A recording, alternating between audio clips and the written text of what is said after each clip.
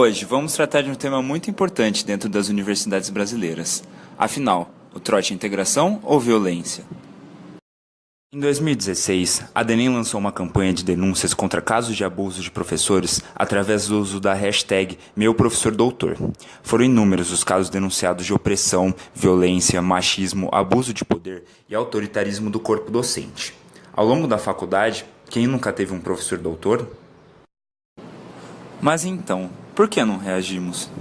Somos silenciados, pois sabemos que é muito mais provável sermos perseguidos do que o professor ser de fato punido.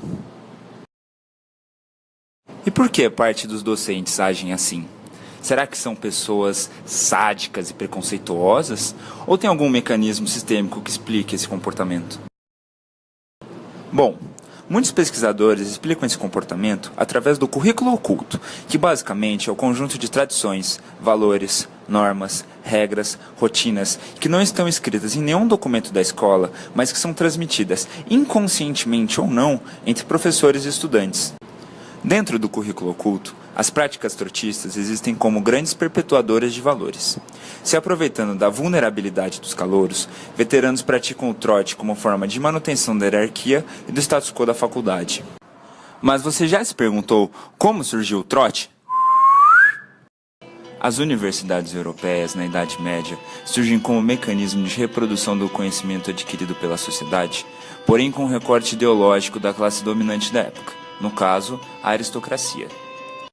O surgimento do trote está intimamente ligado com a ascensão da burguesia, quando a nobreza, ao perceber o status quo ameaçado, instaura uma série de práticas humilhantes aos calouros, criando uma hierarquia antes inexistente dentro das universidades.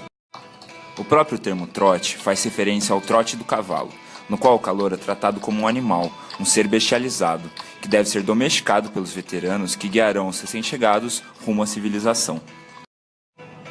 O veterano, nome que faz analogia à estrutura militar, esta caracterizada pela forte hierarquia, cortava cabelos e rasgava roupas dos calouros como medida de profilaxia para impedir doenças que esses animais poderiam trazer à universidade. E até os termos bicho e bichete, ainda usados em muitas universidades do país, reforçam a comparação ao animal bestializado. E o uso da letra X, marcando, assim como um animal, destaca quem vai sofrer o trote. Mas na real, por que reproduzimos isso ainda hoje? Atualmente, 3 justificativas costumam ser utilizadas para sustentar o trote: a integração, a brincadeira e a tradição. Vamos falar um pouco melhor delas. Veteranos afirmam que as humilhações impostas são maneiras de unir os estudantes, mas essa união, como se vê, carrega um discurso muito claro. É perfeitamente realizável desde que todos se coloquem em seus devidos lugares.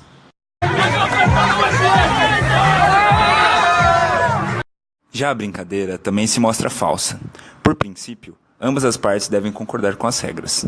Já uma brincadeira em que as normas são feitas em benefício exclusivo do mais forte não é legítima. Conhece a expressão "uma imagem fala mais do que 1000 palavras"? Pois bem, a seguir trago um vídeo que ilustra a problemática da falta de reflexão e crítica a tradições. A group of scientists placed 5 monkeys in a cage and in the middle a ladder with bananas on top.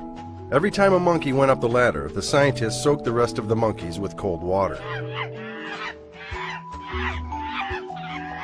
After a while, every time a monkey went up the ladder, the others beat up the one on the ladder. After some time, no monkey dared go up the ladder, regardless of the temptation. Scientists then decided to substitute one of the monkeys. The first thing this new monkey did was go up the ladder. Immediately, the other monkeys beat him up. After several beatings, the new member learned not to climb the ladder, even though he never knew why. A second monkey was substituted, and the same occurred. The first monkey participated on the beating for the second monkey. The replacements repeated until what was left was a group of 5 monkeys that, even though never received a cold shower, continued to beat up any monkey who attempted to climb the ladder. If you asked the new group of monkeys why the beatings took place, the answer would probably be, "Well, I don't know. That's just how things are done around here." Além do trote, o currículo oculto também está presente em outras esferas da faculdade, perpetuando tradições como a entoação de hinos machistas, homofóbicos e racistas, sob a ameaça de suicídio social daqueles que se colocam contra essas práticas. Enfim, Até agora, vimos como o currículo oculto afeta a vida acadêmica dos estudantes, mas quais as implicações dele após formados? Ao longo da graduação, aprendemos sempre a respeitar a hierarquia posta, na qual o médico se situa em um pedestal e é tido como o único profissional da saúde realmente competente. E os pacientes, por sua vez, ficam na base dessa pirâmide, recebendo tratamentos verticalmente, sem possibilidade de questionamento, perdendo autonomia e adesão. Assim como no trote os estudantes são desumanizados ao serem denominados como bichos ou bichetes, aprendemos a despersonificar os pacientes, menosprezando suas histórias, os reconhecendo somente como a hepatomegalia do leito 345 ou o aborto retido do 302. Além disso, ao longo da faculdade aprendemos a naturalizar diversas violências como o racismo. Assim, podemos perceber as implicações de um hino antigo da medicina da USP de Ribeirão, com conteúdo claramente racista, em dados recentes sobre o tratamento de pessoas negras, uma vez que as pessoas que escreveram e cantaram esses hinos são os médicos da atualidade. Enfim, entendendo o currículo oculto como tudo que contribui para a nossa formação subjetiva enquanto profissionais e para a nossa inserção no meio profissional, mas que não está previsto no currículo propriamente dito, o que podemos fazer frente a todas as suas implicações? Temos 3 principais armas de luta: a formação do senso crítico, a empatia e a ampliação da busca por acolhimento. É necessário que sejam realizados espaços de formação nas faculdades e também em cursinhos e colégios, para que um assunto tão banalizado como o trote passe por um filtro crítico, refletindo-se sobre suas implicações, e assim, não naturalizando suas violências implícitas. Tanto no espaço acadêmico quanto na própria sociedade, somos constantemente forçados a lutar atitudes individualistas e nos fechar ao sofrimento alheio. Sobretudo na área da saúde, é imprescindível que se discuta e se promova espaços de fomento à empatia. Além disso, é preciso que se busque um acolhimento de fato, através de recepções aos calouros respaldadas pela faculdade, realmente integrativas, sem práticas opressivas que sustentem um currículo oculto prejudicial aos calouros e à prática em saúde. Lutar contra o currículo oculto é lutar contra o corporativismo médico, contra a imagem imaculada da medicina, contra tudo que torna a medicina glamour, contra a tradição. Sempre foi assim.